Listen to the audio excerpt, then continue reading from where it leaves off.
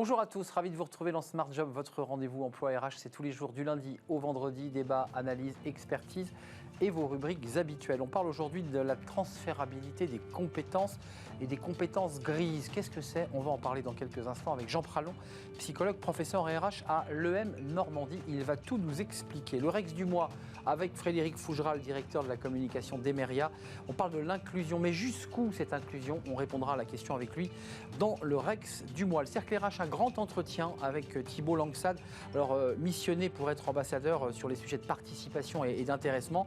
Et puis des nouveaux présidents du conseil d'administration de l'URSSAF. On parlera pouvoir d'achat et puis de ce contexte économique avec cette grogne sociale qui monte. Et puis fenêtre sur l'emploi, mythe et réalité du marché de l'emploi. On en parlera avec Laure Domingos, directrice de la communication de CCLD. Voilà le programme. Tout de suite, c'est bien dans son job.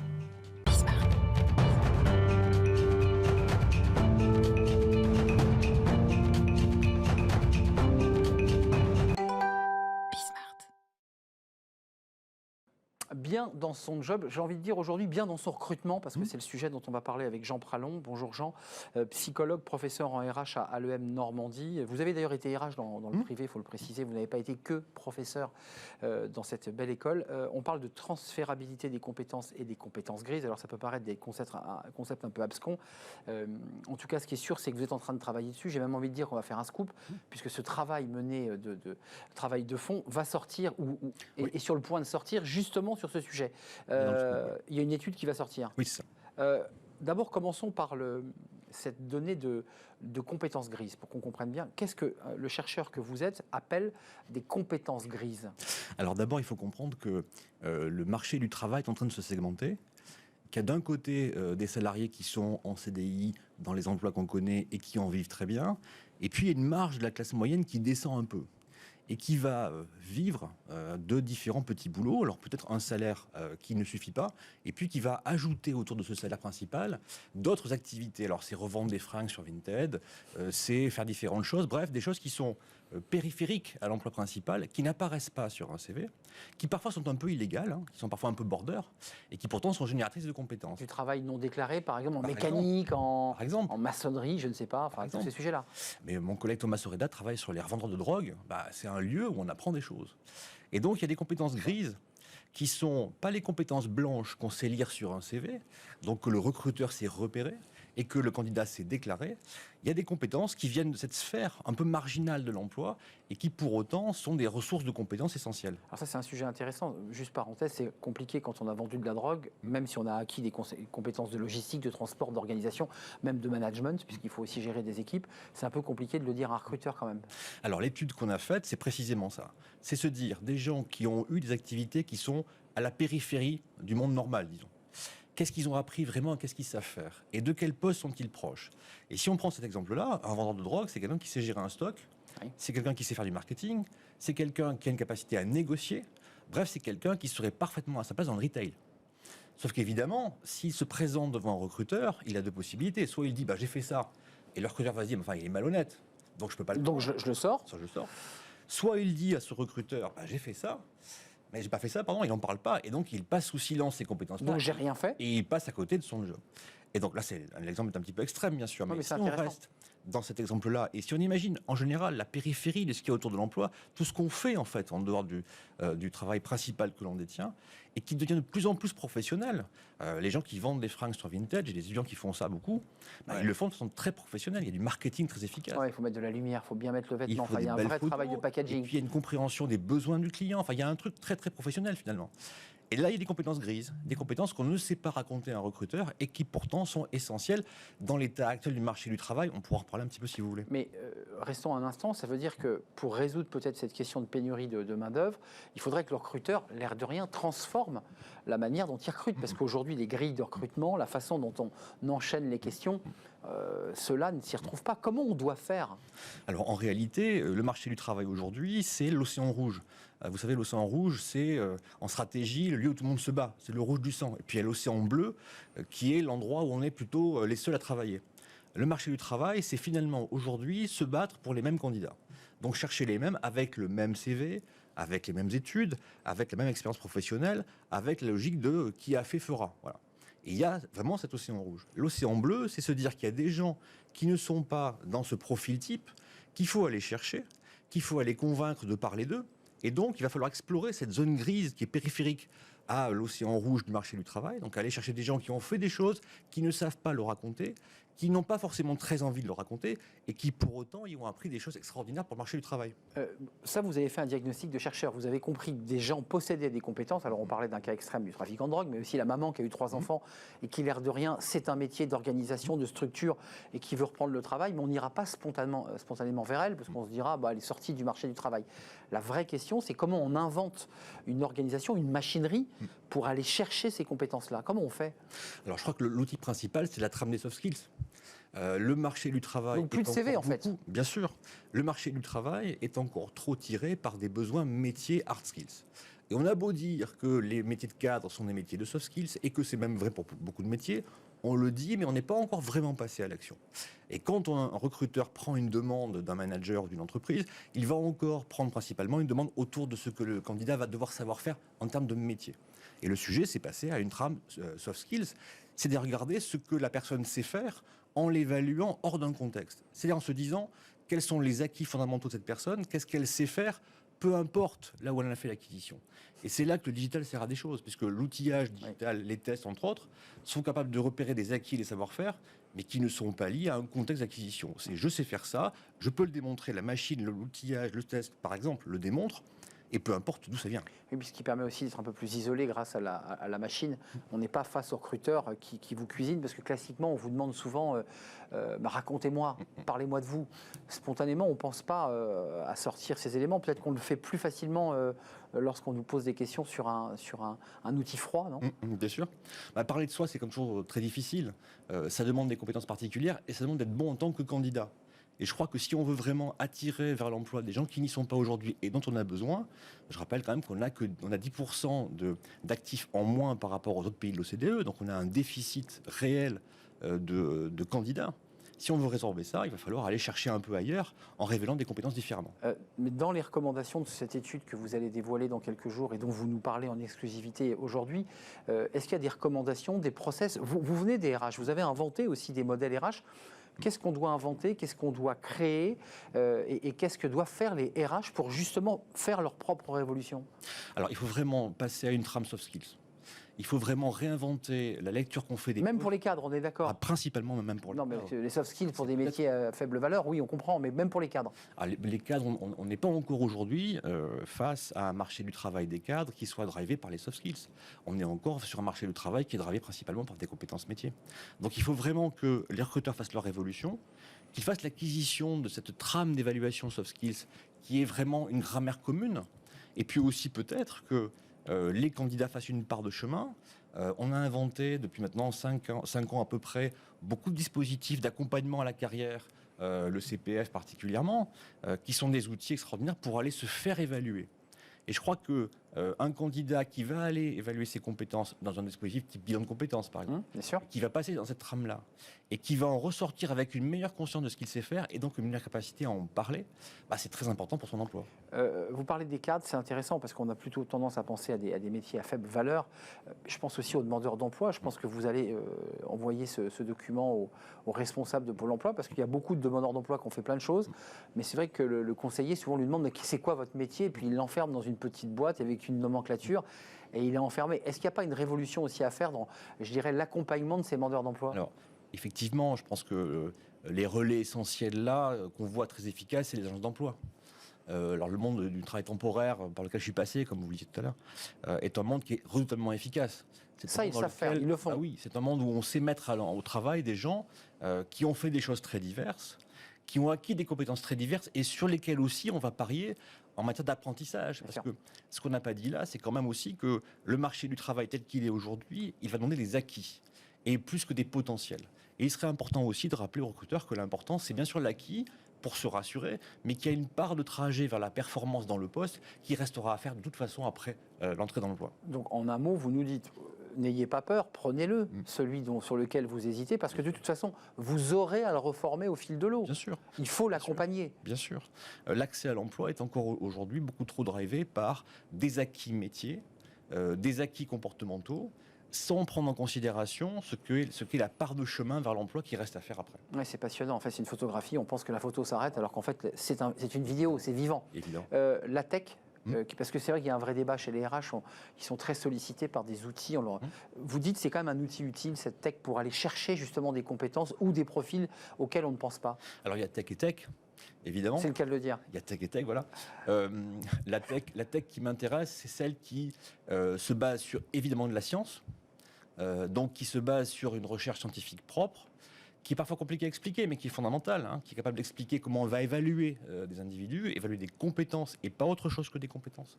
Des compétences, rien que des compétences. Ça, c'est la tech qui m'intéresse. Pas autre chose, c'est quoi? C'est l'émotionnel, c'est plutôt Disons de la caractère. Ouais, c'est ça. C'est de la personnalité. Là, on arrive à la limite. Bah oui, on sait depuis très longtemps qu'il n'y a pas tellement de relation entre personnalité et performance.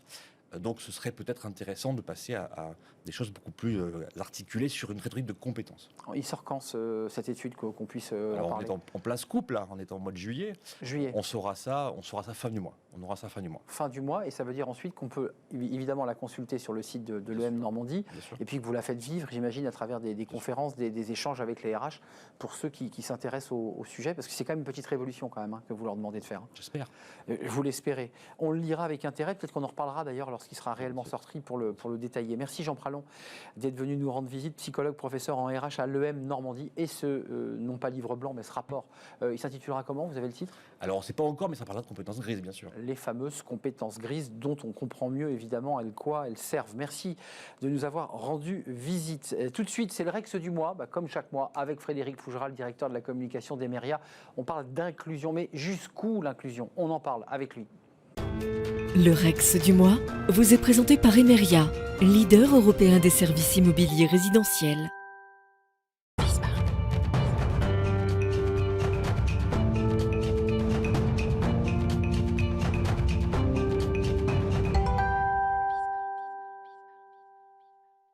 Le Rex du mois avec Frédéric Fougerat. Bonjour Frédéric. Bonjour Arnaud. Ravi de vous accueillir, directeur de la communication d'Emeria. Vous parlez d'un sujet qui est évidemment passionnant, dont on parle beaucoup, mais vous disruptez un petit peu, et on va en parler avec vous, de l'inclusion. L'inclusion jusqu'où? Et j'invite tous ceux qui nous regardent à se pencher sur votre tribune écrite sur le site Focus RH, qui est justement publié sur ce sujet. L'inclusion, oui, mais jusqu'où? Et justement, je vous pose la question, c'est un mot très à la mode, ce mot inclusion. On l'utilise un petit peu à toutes les sauces, chez les politiques comme dans l'entreprise, et on en parle beaucoup sur ce plateau. Mais qu'est-ce qu'il y a réellement derrière ce mot qui, objectivement, peut parfois irriter? Vous avez raison, il peut irriter, et probablement parce qu'il fait partie de ces mots dits à la mode. Je ne sais pas pourquoi, il y a un moment dans les conversations, dans les médias, il y a des mots qui reviennent, puis qui polluent un peu le discours, et du coup, la contrepartie, c'est que ça irrite. Mais derrière ce terme d'inclusion ou d'intégration, il y a la notion, en fait, tout simplement, en fait, de respect et de considération des uns et des autres, des hommes et des femmes notamment. Donc voilà, ça commence là, en fait. Mais ça commence uniquement là. Donc après, il y a d'autres communautés aussi qui, au sein de la communauté nationale ou dans l'entreprise, peuvent se sentir parfois à l'écart, souvent d'ailleurs à juste titre. Je pensais aux personnes handicapées, aux LGBT, dans certains cas aux jeunes, dans d'autres cas aux vieux, souvent les femmes. Donc voilà, c'est ne faire qu'un et considérer les uns les autres de la même façon, avec la même valeur. C'est pas ce qui fait votre singularité qui fait votre valeur, ça fait votre personnalité. Après, c'est vos compétences dans l'entreprise qui font votre valeur, et pas si vous êtes un homme, une femme, un jeune, un vieux, surdiplômé ou pas surdiplômé. C'est vrai que c'est un mot qui est vraiment énormément mis en avant, un peu un mot valise d'ailleurs, parce que vous évoquez plusieurs sujets à l'intérieur de ce mot. Et chacun y met aussi ce qu'il veut derrière. Donc on peut aussi en faire un sujet de polémique, on peut en faire un sujet politique, alors que c'est pas du tout ça. Il s'agit juste de se respecter les uns les autres. C'est vrai que c'est pas le respect, c'est pas le mot forcément le plus à la mode, mais le respect, c'est quand même très important. Respect, c'est quand même très important dans une communauté, notamment dans celle de l'entreprise. Justement, inclusion jusqu'où, qui est le titre de votre tribune, qui est avec un point d'interrogation, qui est quand même une question, un petit peu pour la gratter. Vous dites quoi? C'est inclusion, oui, mais avec modération, pour reprendre une vieille formule? Non, pas avec modération. Je pense que la limite de l'inclusion, c'est l'exclusion. Donc il n'y a aucune modération à avoir dans l'inclusion. Enfin, le respect, il n'y a pas de limite à avoir dans le respect vis-à-vis des autres. Si ce n'est il y a un respect ou pas de respect. Voilà, il y a un respect ou il n'y a pas de respect. Par contre, parfois, comme je le dis, la limite, ça peut être l'exclusion. On n'a pas encore évoqué l'écriture inclusive. Ça, c'est la polémique, le sujet. Parlons-en. Le sujet sur lequel tout le monde adore disserter.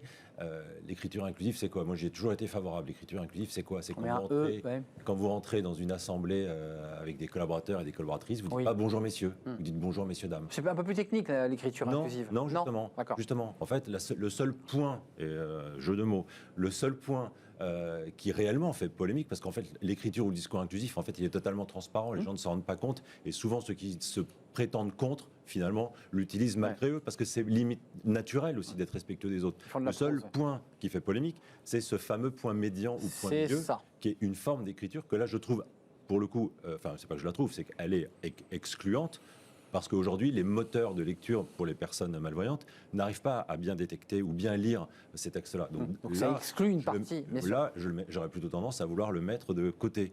Mais au-delà de ce point qui fait polémique et que les pros ou les anti utilisent comme la définition et comme référence pour parler de l'écriture inclusive, en fait, c'est rien du tout, ça.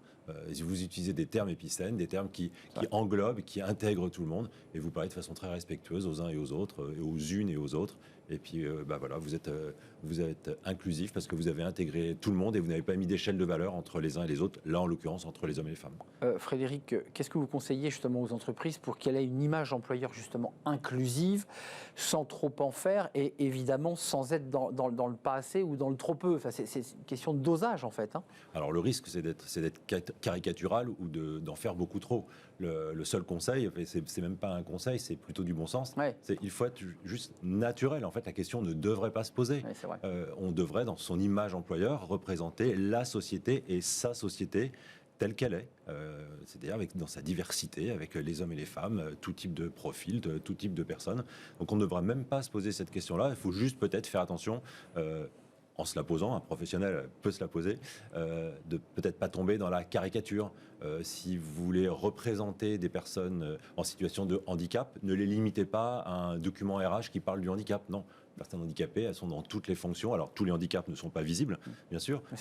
Mais pour représenter le handicap, il faut choisir un handicap qui soit visible. Mais on ne le cantonne pas à un document sur la politique RH et puis après, il n'y a plus d'handicapés dans l'entreprise. Qui deviendrait un alibi ou en tout cas... Et qui va paraître comme tel. Comme un alibi, en tout cas, de communication. D'ailleurs, exactement. Un outil de communication qui serait d'ailleurs malsain. On comprendra très vite. De toute façon, ça passe pas. Si c'est mal fait, ça passe pas. Et on s'en rendra assez rapidement compte. Ouvrons les portes d'Emeria. Un exemple concret, Frédéric, parce que vous pilotez la communication. Concrètement, qu'est-ce qu'on fait? Qu'est-ce que vous faites sur ces sujets-là, justement? Si je prends comme exemple, alors depuis 5 ans que je suis arrivé dans le groupe Emeria, j'ai instauré une représentation justement de toute cette diversité pour inclure toutes les catégories de personnes qui font partie autant de nos clients que de nos collaborateurs. Donc ça, c'est quelque chose qui a été fait. En 2019, la première campagne de recrutement, par exemple, avec peu de moyens, il y avait un seul visuel et c'était une jeune femme noire qui représentait l'entreprise. Ça n'a posé de problème à personne. Alors personne n'avait eu l'idée de le faire avant, mais quand vous le faites, ça ne pose de problème à personne, donc c'est formidable. Aujourd'hui, avec un peu plus de moyens et une campagne d'image employeur qui vient accompagner une campagne publicitaire télé, on a 3 représentations. On a la représentation d'une femme un peu forte, parce que la grossophobie, c'est aussi une forme de discrimination. Évidemment. Une femme un peu ronde, je dirais, elle n'est pas forte, elle est ronde, mais voilà, elle est magnifique pour ce qu'elle est. On a un jeune black, qui n'est ni un jeune délinquant en réhabilitation, ni le super sportif ou le super beau gosse, super stylé. Donc on sort de la caricature. Un garçon normal. Il est limite banal, mais parce que tous les collaborateurs et les collaboratrices ne sont pas des superstars sur les podiums. Donc voilà, ce sont des gens normaux, dans le plus beau sens du terme. Et puis la troisième personne, c'est une personne en situation de handicap parce qu'elle est en fauteuil. En revanche, on a veillé à faire à ce que l'on voit, évidemment, puisque c'est le message qu'on veut renvoyer, le fauteuil, mais d'une façon très discrète, parce que le sujet, ce n'est pas le handicap ni le fauteuil, c'est bien la personne et les compétences qu'on recrute. Il se trouve que cette compétence-là, elle est en fauteuil. Ça fait partie de son parcours ou de sa situation personnelle, mais on la recrute bien pour ses compétences et non pas pour le fauteuil. C'est un comédien, c'est ça qui joue le rôle d'un handicapé. Dans les 3 cas, ce sont. Donc c'est important de le préciser. Ce sont des comédiens, oui. C'est-à-dire que c'est un rôle assumé qui est joué par un comédien. Alors c'est un rôle assumé qui est par un comédien. Il se trouve qu'on a fait le choit de jouer l'inclusion jusqu'au bout, et c'est un comédien qui se trouve être lui-même en situation de handicap et dans un fauteuil. C'est-à-dire que l'inclusion, c'est pas seulement le discours et l'image. C'est ça. Il faut aller jusqu'au bout. Un comédien en fauteuil a beaucoup plus de difficultés pour avoir accès à l'emploi pour avoir accès à des rôles, à des shootings, qu'un comédien valide. Donc on ne va pas aller prendre un valide pour le mettre dans un fauteuil. Il faut jouer l'inclusion jusqu'au bout. Ouais, en tout cas, pour conclure, il y a quand même l'idée qu'il ne faut pas jouer comme un outil de communication avec ces sujets, parce que vous parlez de bon sens, vous dites qu'il y a une forme d'évidence à tout ça. Est-ce qu'on utilise trop finalement ce concept? C'est peut-être ça que vous voulez dire aussi. On l'utilise trop parfois à mauvais escient. On l'utilise trop ou on l'utilise mal. Ouais. Alors, il faut communiquer sur ces sujets, mais ce ne sont pas des sujets de communication. Donc on ne fait pas de la com à partir de ces sujets. En revanche, ces sujets existent. Il faut aussi les promouvoir, les valoriser. Alors là, ça mérite qu'il y ait une communication qui s'y intéresse et qui mette le projecteur. Mais ce n'est pas des prétextes pour communiquer, pour faire croire qu'on est ce qu'on n'est pas. Ça, c'est éminemment important. Focus RH, ça c'est le site sur lequel vous avez écrit votre tribune, qui reprend tous les éléments que vous nous avez développés sur ce plateau avec grand plaisir. Merci Frédéric Fougera, directeur de la communication d'Emeria. À très bientôt, j'ai envie de vous dire bon vent. Très bientôt. Et bonnes vacances. Parce que les vacances approchent, évidemment. Bel été à vous et à toutes vos équipes, évidemment, qui nous accompagnaient, qui nous suivaient sur les réseaux sociaux. Je leur fais un petit coucou au passage. On fait une courte pause et on va se tourner vers le Cercle RH. Grand entretien avec Thibault Langsade. Alors, il a une double casquette, voire triple. Il est à la tête de Lumines, qui est une belle entreprise. Et puis, il est président du conseil d'administration depuis très peu, d'ailleurs, de l'URSSAF. Et puis, il a été mandaté comme ambassadeur pour la participation et l'intéressement. On est au cœur de l'actualité, évidemment, avec cette question du pouvoir d'achat, des grèves, une grogne sociale et un projet de loi qui arrive à l'Assemblée. Quelles sont les propositions de Thibault Langsade? Puis on parlera avec lui évidemment de l'URSSAF, qui est une institution bien connue et mal connue finalement des Français et des entrepreneurs. Voilà tous les sujets qu'on traitera dans le Cercle RH juste après la pause.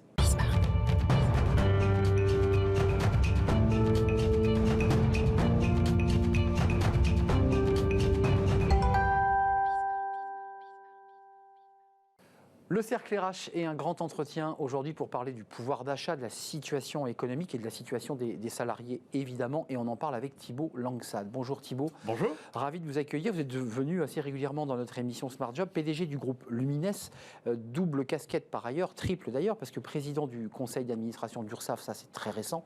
On parlera de ces cotisations, qui sont des milliards d'euros, qui sont les cotisations qui servent à financer notre protection sociale. C'est quand même pas rien. Et puis, vous avez été, et vous l'êtes toujours, missionné comme ambassadeur sur la participation et l'intéressement. Et vous avez fait un tour de France pour faire de la pédagogie sur ce sujet. Pour parler pouvoir d'achat, parce que c'est le sujet, évidemment, d'actualité. Les salariés, grève dans les transports, SNCF vendredi, les aéroports vont reconduire. Un climat social. J'ai lu une tribune que j'ai trouvée très intéressante de Gaspard Koenig dans les colonnes des Échos. Tribune d'il y a quelques jours, et il dit on prend le problème du mauvais côté. Moins de pouvoir d'achat, c'est plus de pouvoir pour soi. C'est presque un punchline, c'est écrit par Gaspard Koenig. Il dit donner plus d'argent aux Français, c'est les faire consommer plus, et donc c'est un non-sens au nom de l'écologie. Est-ce que vous dites de temps en temps, on ne gagnerait pas à remonter un peu la caméra et de ne pas être dans des chèques, puisqu'on va y revenir, chèque alimentation, chèque essence, pour permettre aux salariés d'avoir un niveau de vie décent. Est-ce qu'on n'est pas en train de se tromper de bataille là? Je comprends le raisonnement de Gaspard Koenig, mais c'est parce que les Français, et c'est parce que c'est parce que les politiques veulent donner aux Français. Et donc, au moment où on a un budget qu'on a du mal à boucler, un déficit public qui va approcher les 3 000 milliards, et puis on ne le dit pas parce que c'est tout récent, on a un actif net de la France qui vient de basculer dans le rouge, qui est négatif de 150 milliards. L'actif net, c'est quoi? Avant, on disait, c'est pas grave, on peut avoir de la dette, mais les collectivités locales, territoriales, les musées, la Joconde, la Tour Eiffel, tout ça, ça nous donne un actif qui est bien supérieur à la dette. Aujourd'hui, c'est plus le cas. Et donc, on est dans un exercice où les Français ont été habitués par le quoi qu'il en coûte à avoir un État extrêmement bienveillant, généreux, avec une protection sociale à la fois très forte et qui est structurelle, et qui aujourd'hui se met au chevet des Français pour essayer de compenser, avec les outils qu'il a, c'est-à-dire globalement nos impôts à terme, donc du déficit. Cette inflation, donc du déficit complémentaire, pour conjuguer, on va dire, les effets de l'inflation. Donc vous n'iriez pas sur sa route, sur l'idée qu'il faudrait éduquer les citoyens et donc les salariés? Il ne peut pas dire ça. Au moment où vous avez des Français qui ont beaucoup de difficultés à vivre avec un SMIC, et moi je ne vais pas regarder le panier des Français pour savoir ce qu'ils consomment, et je ne vais pas donner des leçons aux Français pour leur dire qu'ils devraient consommer moins. Mais néanmoins, il y a une partie dans cette utopie qui est juste, c'est que si on commence à redonner du pouvoir d'achat, d'abord je ne suis pas tout à fait certain que le phénomène inflationniste va s'arrêter, et puis avec un risque, si on maintient un pouvoir d'achat, qu'on continue à acheter des produits qui ne sont pas manufacturés en France. Et C'est donc, un il y vieux a débat. toute une dynamique qu'on connaît bien, Produits auquel il faut chinois. qu'on fasse attention. Donc, et d'ailleurs, le gouvernement le dit à demi-mot en disant donnez des primes, essayez de conjuguer la situation, mais faites attention à vos salaires parce que vous allez peut-être participer à un mécanisme inflationniste. Vous êtes à la tête d'une entreprise, vous êtes membre du MEDEF, vous êtes sur quelle ligne? Vous dites il faut véritablement libérer du pouvoir d'achat, ou vous dites attention parce que quand on libère du pouvoir d'achat, c'est-à-dire du salaire, pas de la prime, on ne revient jamais en arrière. Et que tout ça peut avoir évidemment une incidence sur la valeur et les bénéfices et le chiffre d'affaires d'une entreprise. Vous êtes sur quelle ligne? Moi, je suis sur la ligne qui est de pouvoir libérer une prime exceptionnelle de pouvoir d'achat, qui va être réalisée, pour répondre, on va dire, aux collaborateurs qui sont soumis sur cette pression. Moi, j'ai un site à Mayenne, en Mayenne, 2 sites à Mayenne en Mayenne, un site à Laval, un site à Lens, à Rennes, prennent tous leur voiture pour venir bosser. Donc ça remonte, ça, au RH. Bien sûr que ça remonte, mais je n'ai pas besoin d'attendre que les RH me disent attention. Et donc, de se dire, si, compte tenu du fait que j'ai des bons résultats, mais je ne sais pas de quoi sera fait l'avenir, et de dire, mais si au mois d'août, après la loi pouvoir d'achat, je peux libérer un dispositif, et si mes perspectives 2021 se tiennent, 2022 se tiennent, moi, je suis plutôt sur la logique d'essayer de faire quelque chose. Mais sous forme de prime, on est d'accord. Sous forme de prime, mais je ne me vois pas devancer mes NAO. Là, ce qui risque de se passer, c'est que ça va être l'automne avant Noël, enfin avant l'été, pardon, avant l'été. C'est plutôt Noël en été, quoi. Non, mais oui, c'est-à-dire qu'il va y avoir, on va avoir une pression de beaucoup d'organisations qui vont vouloir renégocier les NAO, sachant qu'on sort de l'exercice. La CGT menace, indique qu'elle va descendre dans la rue, elle descend, elle bloque les voyageurs dans les gares. Franchement, c'est les SNCF, on est habitué à ça, je vais le dire de façon assez directe. Bon, mais après, quand vous avez les transporteurs, c'est pas tout à fait les SNCF. C'est vrai. Quand vous commencez à voir, on va dire, des sujets dans les entreprises privées, c'est là où il faut être attentif. Mais je pense qu'on a un vrai sujet, mais le traiter par quelque chose d'exceptionnel à la main des entreprises est probablement la meilleure des choses. 5,8, ça c'est l'inflation qui est prévue. Vous dites qu'elle risque encore de progresser, c'est ce que vous disiez tout à l'heure. 5,8 et puis une croissance revue à la baisse à 2,5 qui donne quand même fait une sorte de ralentissement. On est sorti d'un Covid où l'économie repartait, tension sur les matières premières, plus la guerre en Ukraine qui tend évidemment tout cela. Est-ce que vous êtes optimiste, Thibault Langsat? Parce que, à la fois comme chef d'entreprise, mais aussi comme celui qui rencontre des chefs d'entreprise dans le cadre de sa mission d'ambassadeur. Ce que je veux dire, c'est que pour le moment, on a une croissance qui est supérieure à 2%.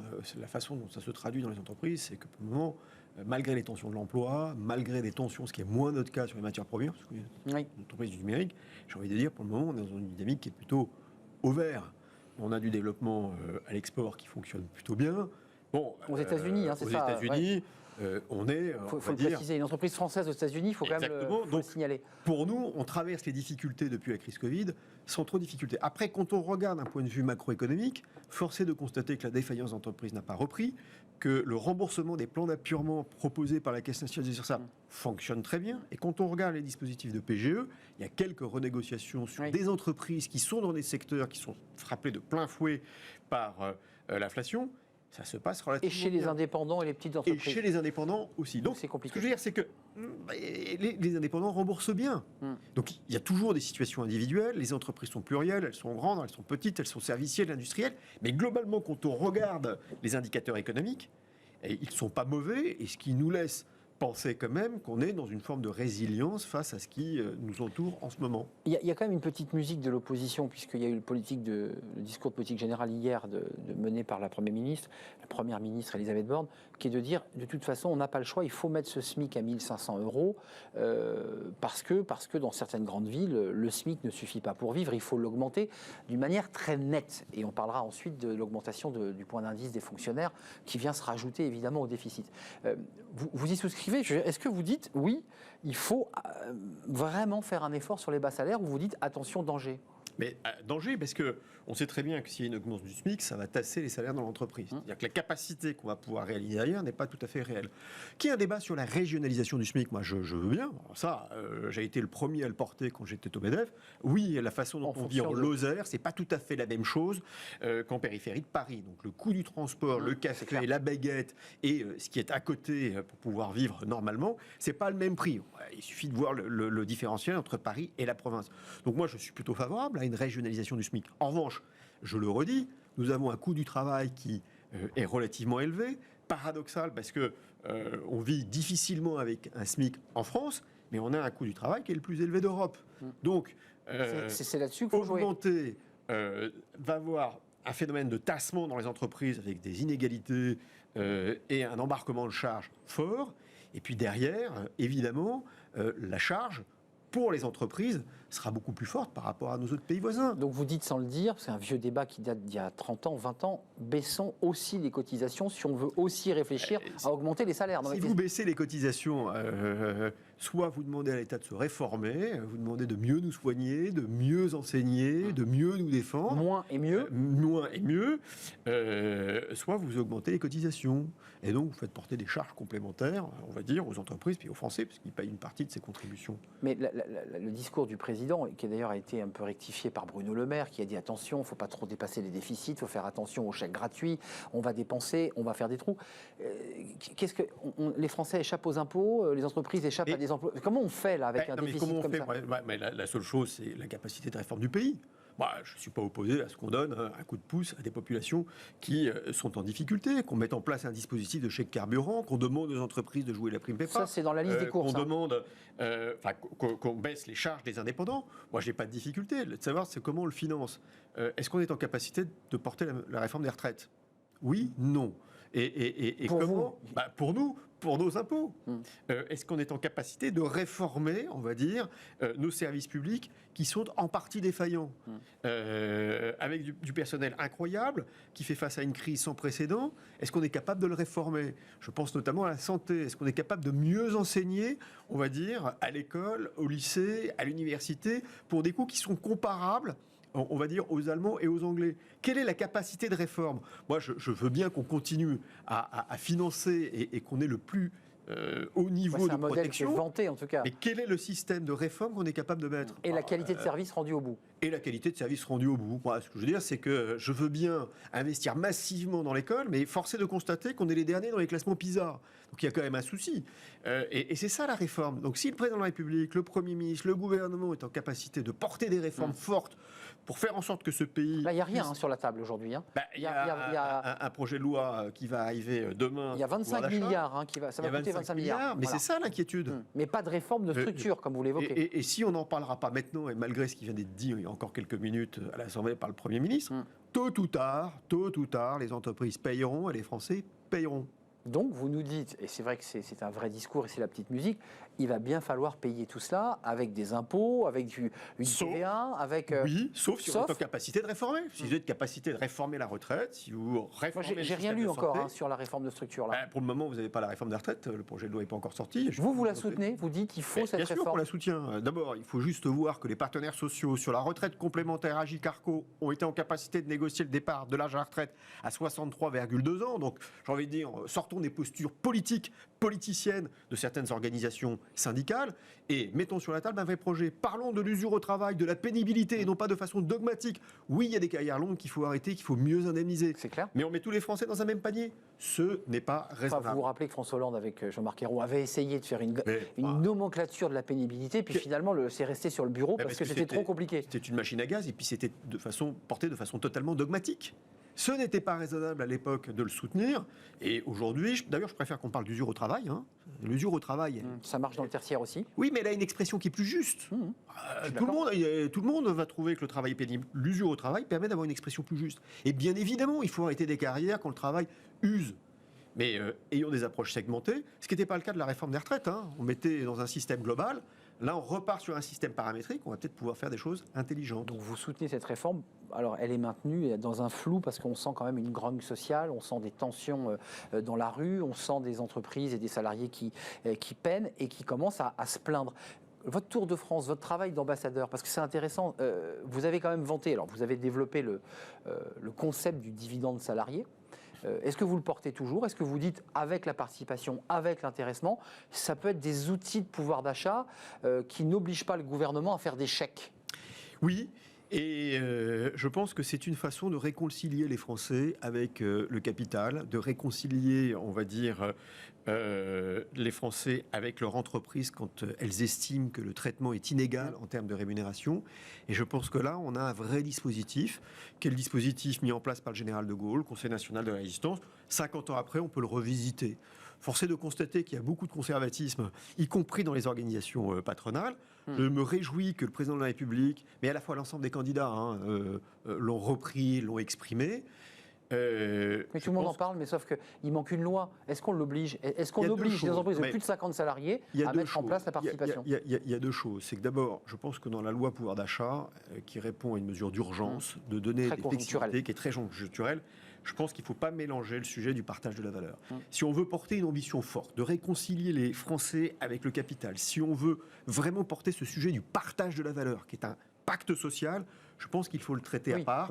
Sinon, on risque d'aller trop vite. Oui, c'est un autre texte. Ce ne sera pas forcément pertinent. Mais concrètement, est-ce que vous souhaitez, vous appelez de vos voeux, que tout ça ne soit pas à discrétion des entreprises, mais qu'il y ait une forme d'obligation d'imposer aux entreprises, on va dire plus de 50, puisque ce sont les 50 en général, c'est le bon niveau, une participation qui fasse que tout le monde en bénéficie? Vous savez, ce qui est très difficile, c'est que les gens qui débattent avec moi sur le dividende salarié, et qui sont parfois très durs, ils vous le contestent. Ils me le contestent, mais ce sont les gens qui sont les plus généreux. Ils vous disent ça ne marchera pas. Mais ce sont les gens qui sont les plus généreux. Ce sont les entreprises qui sont les plus exemplaires, qui donnent de l'intéressement et de la participation. Bon, et qui disent, mais moi, j'ai pas besoin de contraintes, je le fais. Et à côté de ça, il y a des entreprises qui jouent pas le jeu. Clairement. Il y a eu peu de temps, une entreprise qu'on ne va pas citer aujourd'hui, mais qui n'est pas très loin des Champs-Élysées, qui fait des burgers, et qui n'a pas justement rétribué ses collaborateurs et qui s'est fait condamner d'une amende d'1 milliard. Vous avez des filiales de sociétés étrangères qui sont en France et qui ne jouent pas le jeu de l'intéressement et de la participation. Et à côté de ça, vous avez des petites entreprises qui ont envie de voir des dispositifs plus simples, plus flexibles, pour pouvoir Mais je parlais de la loi, justement pour ne pas avoir à jouer le jeu ou pas. Il y a un moment, je pense que si le général de Gaulle n'avait pas imposé la participation, je le dis très clairement, je ne suis pas tout à fait certain qu'une grande majorité des grandes entreprises auraient joué le jeu. Vous voyez, donc la loi... Mais, donc c'est un projet politique, ce n'est pas un projet qui émane des entreprises, c'est une vision sur le capital. On est le seul pays au monde où on se fait agresser chaque fois que l'on publie les dividendes, parce que les Français considèrent que ce sujet est un sujet à polémique. Enfin, ceci étant, l'opposition encore et certaines organisations syndicales considèrent que les dividendes versés par certaines entreprises, ils citent notamment Total Energy, pourraient reverser le surplus dans l'économie, ou en tout cas accompagner. Est-ce qu'il y aurait un cercle vertueux, ou est-ce qu'on laisse le système en l'état? Non, mais là, on parle qu'une d'une seule entreprise, en l'occurrence qui est conjoncturelle. Et on regarde ce qu'ont fait les Italiens, où effectivement, sur des super profits, il y a un moment où il y a une contribution. La seule chose, c'est que, pourquoi pas, à condition que vous donniez à Total la capacité de continuer sa mutation environnementale. Ce que je veux dire, c'est que si vous prenez les bornes électriques, l'éolien, le solaire, Total pour une cash-co en disant tu vas payer, et que derrière on lui demande des objectifs de transformation très forts qu'il doit financer sur ses fonds propres, voilà, il faut que ce soit cohérent. Moi, je ne suis pas opposé que s'il y a rémunération très exceptionnelle dans un contexte très exceptionnel dont ils en profitent, moi, je veux bien en discuter, mais est-ce que c'est le cas de toutes les entreprises? Je ne suis pas tout à fait. C'est pour ça que je citais Total, parce qu'en l'occurrence, le prix du baril ayant quadruplé, c'est vrai qu'elle a dégagé. Alors, ce qui me permet de basculer sur l'URSSAF, parce qu'il y a un débat, là aussi, j'aimerais vous entendre. Président du conseil d'administration de l'URSSAF. Alors, j'ai lu que précédemment, vous remplacez un MEDEF, me semble-t-il, mais qu'avant, c'était la CGT. Enfin, qu'il y a non, alors la tradition, c'est patronal. C'est ça, c'est patronal, mais avec un vice-président qui est la CGT. Un vice-président qui est de la CGT. L'URSSAF, c'est quand même l'organisme collecteur. Tous les entrepreneurs voient bien ce document qui leur arrive chez eux, l'URSSAF. On fait un peu grise mine quand on reçoit le document de l'URSSAF, qui collecte en fait évidemment tout ce qui est prélevé en cotisation pour financer notre protection sociale. Vous avez un regard évidemment panoramique. Vous évoquiez tout à l'heure un modèle social qui était en panne, pour ne pas dire cassé. Vous prenez les rênes de l'URSSAF. Vous avez envie de réformer, de faire bouger les lignes? Comment ça se passe? Moi, je vois bien ce qui se passe. Vous voyez, vous avez les chiffres. L'assurance maladie n'est pas à l'équilibre parce que voilà, l'URSSAF est une entreprise privée, hein, je le rappelle. Oui. L'URSSAF est une entreprise privée, délégation de service public. Hein. C'est une délégation de service public. Délégation de service public. On est piloté par la direction de la sécurité sociale de Bercy qui nous copilote. Mais vous êtes une entreprise. Hein. On est une entreprise. On est là pour recouvrer les contributions patronales et sociales. C'est quoi le volume global là de recouvrement? C'est plus de 500 milliards à peu près. Plus de 500 milliards. Ah oui, non, c'est une grosse mécanique. Très grosse entreprise. Nous sommes là pour, on va dire, recouvrer. Nos clients, ce sont les entreprises. Alors, certains diront, clients, ben oui. Oui, certains se le disent en regardant là. Se le disent, mais qu'est-ce qui s'est passé pendant 2 ans de la crise Covid? Qu'est-ce qui s'est passé pendant la crise Covid? L'URSSAF était en première Du ligne. jour au lendemain, les URSSAF ont arrêté de prélever. Elles ont dit aux chefs d'entreprise, vous vous occupez de rien. Et après, on vous propose un plan d'appurement. Ça s'est très bien et passé. si vous voulez le renégocier, vous pouvez le renégocier. Et C'est vrai. Aujourd'hui, les URSSAF se sont mis dans une capacité servicielle sans précédent. Moi, je me souviens d'un imbécile d'entrepreneur il y a 4 ans, il y a 5 ans maintenant, qui avait dit devant le président de la République je ne peux pas entreprendre parce que les ennemis, ce sont mes URSSAF. Je pense que cette phrase-là, il ne la redirait plus aujourd'hui. Quand on voit l'accompagnement et la transformation servicielle, c'est vrai. Voilà, servicielle. On va revenir sur l'intéressement et la participation. Les URSSAF vont prendre en main la simplification de l'intéressement. C'est un service qui émane de la Caisse nationale. Ça, c'est une information, c'est intéressant. Ça a marché comment? L'URSSAF prend en charge, organise le processus En fait, contre l'URSSAF, on n'avait pas suffisamment communiqué parce qu'il y a eu la crise Covid, mais je suis dans une entreprise, dans une PME, dans une TPE, je veux faire un accord d'intéressement. Bon, soit je vais voir mon comptable, soit je vais voir un conseiller. Là, je vais sur le site de l'URSSAF, mon intéressement pas à pas. Je remplis mon cabis, toutes les informations concernant l'entreprise, et puis je choisis les formules qui permettent de pouvoir construire un accord d'intéressement. Ça, c'est une information intéressante. C'est une information intéressante. Après, j'appuie sur un Servicielle bouton, aussi. C'était imprimé. Et on me dit... Et l'accord est imprimé. On va intéressant, c'est sur le chiffre d'affaires, hein, Thibault Langsad. Un chiffre d'affaires, sur l'excédent brut d'exploitation. Brut. Et donc, on va aller un peu plus loin. En tout cas, c'est la volonté d'aller un peu plus loin pour que, une fois qu'on aura appuyé sur le bouton, non seulement il y aura une impression, mais il faut aussi que ça puisse aller directement aux autorités pour s'assurer que cet accord soit validé. Donc, entreprise privée, c'est intéressant de l'entendre. Vous n'êtes pas là, vous, l'URSSAF, pour faire mettre des amendes aux entrepreneurs lors de convocations estivales, expliquant qu'ils se sont trompés de pourcentage et évidemment les redressant, parce qu'il y a quand même cette image-là de l'URSSAF qui reste un peu, qui colle un peu au doigt. Il y a un débat. Ce qui est compliqué, mais je le dis aux entrepreneurs. Vous avez raison de communiquer sur le serviciel. Je le dis aux entrepreneurs, c'est que quand les URSSAF viennent contrôler et qu'il y a une interprétation, oui, parce on peut qu'il y a toujours des avoir débats une de droit. interprétation. Le problème, c'est qu'on pourrait dire attendez, les URSSAF, il faut que vous soyez cool. Vous pouvez pas être cool là. Attendez, vous voyez bien que je suis dans mon droit, ou en tout cas. Mais on peut pas, on n'a pas les moyens juridiques C'est pour ma pouvoir bonne le foi, faire. souvent. Ce que je veux dire, c'est que nous répondons à une exigence de l'État, nous répondons à la loi. Et c'est comme si on disait, alors, on ne va pas respecter la loi parce que vous êtes de bonne foi. De temps en temps, il y a beaucoup de contrôles. L'administration fiscale le fait. Hein. Oui, mais ce n'est pas notre rôle. Donc, on n'est pas l'administration fiscale. Non, mais elle a cette et méthode. nous, on n'a pas cette latitude par la loi. Et donc, quand vous contrôlez une entreprise et que vous voyez, elle est de bonne foi, eh bien, vous n'avez pas d'autre choix que de la sanctionner, ou en tout cas de demander... Et elle fait recours. Elle peut faire un recours. Mais on ne peut pas dire, non, nous, on va mettre de côté la loi pour cette entreprise parce que vous êtes de bonne foi. On n'a pas la possibilité technique de le faire. Oui, enfin, la DGFiP, par exemple, dans l'ordre de contrôle fiscaux, permet aux... Peut le faire, mais pas la Caisse nationale des URSSAF. Et vous pensez que c'est une évolution intéressante qui Alors, être on est en train de porter une évolution, il est un peu trop tôt sur la pour le bonne dire. foi du contribuable. Et je travaille sur un dispositif avec la direction de la Caisse nationale, et on en parlera quand il sera à peu près stabilisé. Donc vous êtes en train de réfléchir à ce sujet. Ah oui, je réfléchis. Parce que forcément, ces retours vous ont été amenés, on vous a dit, mais j'ai pas fait d'erreur. Je vais vous donner un exemple. Et dans une petite entreprise, il y a un collaborateur qui est décédé. Il se trouve que ce collaborateur avait des faibles revenus. L'entreprise a avancé les frais d'obsèques. Bon. Et ça a été un drame pour cette entreprise. Et redressement de l'URSSAF. Et puis 2 ans après, redressement. Bah oui, mais ça... Et la femme qui avait eu a été quasiment en situation de redressement. Vous dites, mais qu'est-ce que je peux faire vis-à-vis de la loi? Je n'ai pas le choix. Légalement, je n'ai pas le choix. Vous n'êtes pas un gendarme au bord de la route en disant j'ai pas vu l'excès de vitesse. Ouais, c'est froid. Là, c'est froid. Ouais, c'est et donc, glacial. il faut qu'on ait un dispositif rapidement pour quand on a des litiges de cet ordre-là, Oui. de bonne foi, on puisse les régler. Et je pense que j'ai quelques solutions là-dessus. Donc ça c'est intéressant, il viendrait peut-être nous en parler sur le plateau. Un dernier mot, parce que vous parlez de collecte, parce que vous collectez évidemment pour plein d'organismes, URSSAF collecte pour plein de monde, on ne va pas la lister, il y a trop d'organismes et d'administrations, mais est-ce qu'il y a une cagnotte déguisée? Parce qu'on voit bien là que grâce au surplus de TVA, le gouvernement se dit je vais pouvoir faire un projet de loi rectificatif de finances, ça va permettre de remettre un peu d'argent dans les caisses. Est-ce qu'il faut réfléchir aussi à ça? Parce que c'est vrai que quelque part la crise ne fait pas que des perdants. Alors, nous, on n'a pas de cagnotte du tout. Non, D'ailleurs, quand on regarde l'assurance vieillesse, la Caisse nationale d'assurance maladie, il suffit de voir la dette de la CADES. Non, on n'en a pas de cagnotte.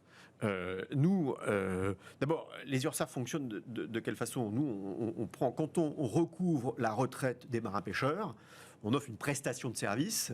On ne gère pas l'argent, on collecte l'argent, on recouvre si jamais il faut faire du recouvrement forcé, et on prend un frais de gestion qui aujourd'hui est extrêmement bas. Oui, puis on a tellement mutualisé qu'on a des frais de gestion qui sont... Caisses régionales, où il y a des caisses régionales de l'URSSAF, il faut le préciser. Il y a des caisses régionales de l'URSSAF. On a encore un système régional qui est analogue aux anciennes régions. Exactement. Mais qui n'ont pas été redécoupés sur les nouvelles. Oui, mais qui s'explique parce qu'il y a aussi des spécificités. Quand on a fondu le RSI avec la Caisse nationale des URSSAF, qui était quand même un pari énorme parce que le système ne fonctionnait pas bien. Voilà une institution qui avait été contestée, rappelez-vous. Qui avait été contestée. Le RSI, le transfert, s'est extrêmement bien passé. Oui. C'est la Caisse régionale de Bretagne qui porte pour l'ensemble de la France le dispositif du RSI sous couvert de la Caisse nationale des URSSAF. Donc vous avez en tout cas, et ça c'est intéressant, indépendamment et je dirais presque déconnecté de la crise dans laquelle nous sommes sur le pouvoir d'achat, quelques idées de réforme de l'institution URSSAF. Parce que vous avez démarré tout de suite en me disant... On fait du serviciel, on s'est énormément amélioré et j'ai le sentiment que vous allez accélérer sur ce sujet. Moi, j'ai accepté la présidence de la Caisse nationale des URSSAF pour faire des choses. Moi, franchement, président d'un conseil d'administration, oui, c'est sympathique. Ça va pas m'exciter. Non, mais c'est même pas pour parent. C'est pas... Donc, si on a la capacité, avec le conseil d'administration, on a une équipe incroyable de la Caisse nationale, avec des compétences que je découvre encore tous les jours. Il y a plein de choses à faire. Il y a des choses à faire pour les JO, sur la sécurisation des bénévoles. Il y a la sécurisation des TPE-PME par un dispositif innovant. Très important. On doit accompagner pour offrir du service sur la facilitation de la mise en place des accords d'intéressement et de participation. On a plein de choses à faire. On a un système IT qui fonctionne hyper bien. Les indépendants aussi, il faut en parler. Les indépendants qui sont rentrés en termes de représentativité de plein pot. Tout à fait. Là, il faut qu'on continue à rendre service aux entrepreneurs et qu'ils n'aient pas uniquement la vision d'un collecteur. Avec carotte et bâton si jamais il y a un peu de retard. Et avec quand même cette idée que je retiens et qui est très importante pour ceux qui nous regardent, l'idée que peut-être bientôt il y aura une sorte de chambre de conciliation et d'écoute peut-être un peu plus souple que ce qui se pratique aujourd'hui. Alors, dans chaque région... Je vous challenge là-dessus. Mais dans chaque région, on appelle ça les CRA, les commissions de recours amiables. Ces commissions de recours amiables, il faut le dire, c'est 2 représentants du monde syndical, 2 représentants du monde patronal. Et quand il y a une entreprise qui a une difficulté, on regarde la partie juridique qui échappe, on va dire, aux élus. Et là, quand ça passe en commission, souvent on dit c'est de bonne foi, on a envie d'aider, mais on n'a pas les moyens de le faire. Donc ça veut dire que ça passe par la loi. Il faut une loi qui transforme... Oui, il faut la loi. Il faut que la loi nous donne des dispositifs pour pouvoir trancher. De souplesse. Oui. De souplesse. Et d'avoir et la main, en tout cas, sur ses choix. Le gendarme, il a le choix quand il vous arrête sur l'autoroute. Il peut très bien dire, je lève la... Voilà, il peut adapter. Exactement. C'est de bonne foi. L'administration fiscale peut le faire. Il faut que dans le cadre de cette mission de service public, on ait la capacité de pouvoir le faire. Merci Thibault Langsat d'être venu nous rendre visite, tant sur les sujets de pouvoir d'achat qui concernent les salariés que sur vos nouvelles missions à l'URSSAF. Et vous êtes en train de faire bouger les lignes et vous reviendrez, parce que ce sujet que vous évoquez, il est un peu au cœur de tous les entrepreneurs, de petites entreprises qui souvent parlent de l'institution URSSAF. Pas toujours d'une manière très positive. Merci d'être venu sur notre plateau. PDG du groupe Lumines, président du conseil d'administration de l'URSSAF et puis toujours ambassadeur mission pour parler, prophétiser sur la participation et l'intéressement. C'était un vrai plaisir de vous accueillir. On termine notre émission avec Fenêtre sur l'emploi.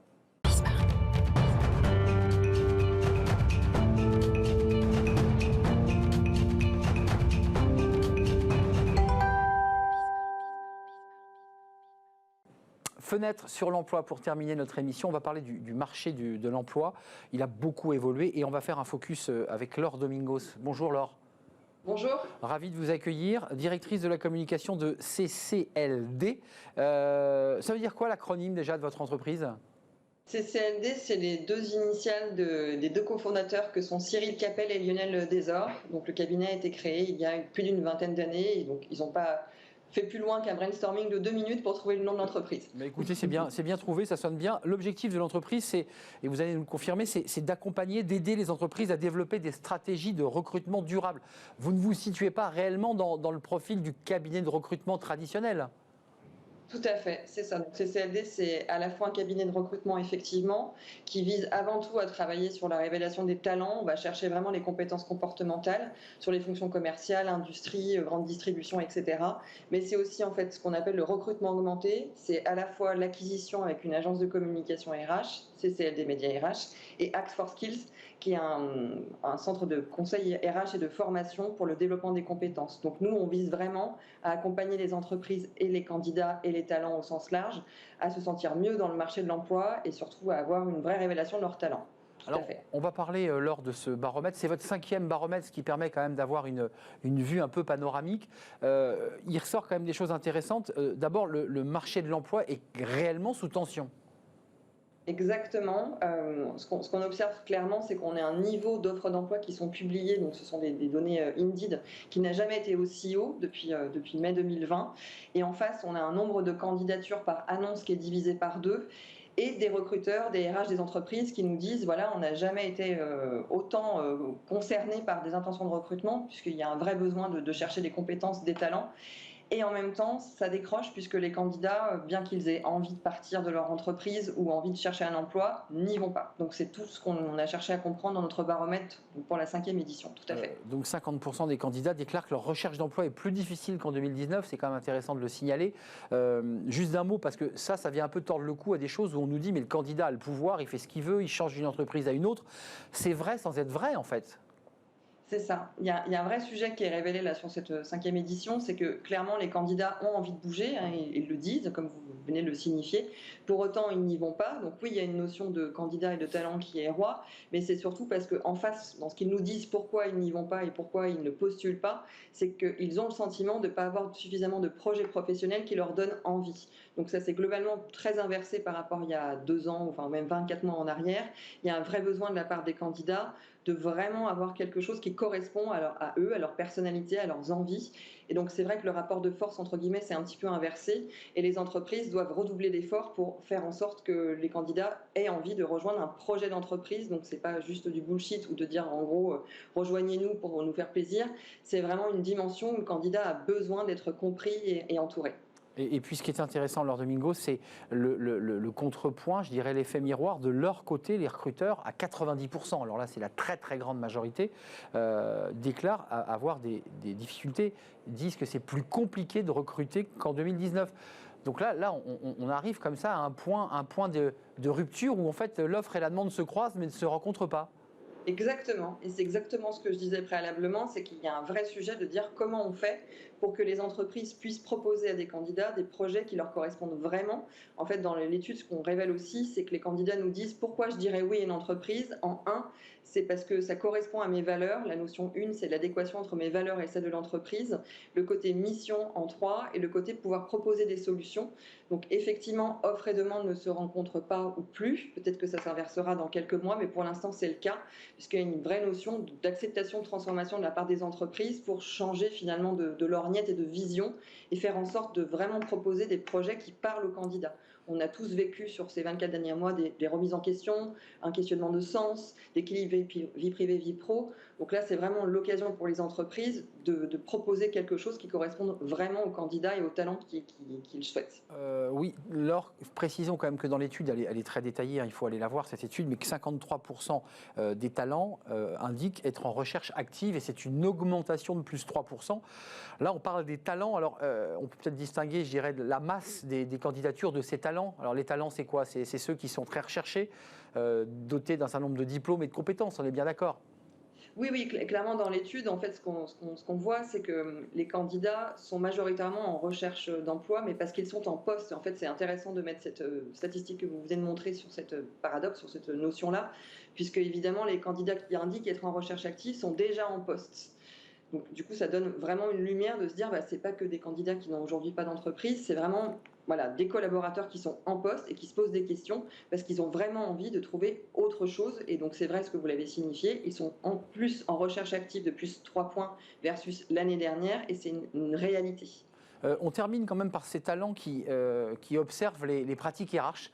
Et ils disent, ces talents que vous avez interrogés, qu'elles ont évolué, ces pratiques RH, depuis 24 mois. Elles ont évolué comment? C'est quoi les outils? C'est quoi les évolutions?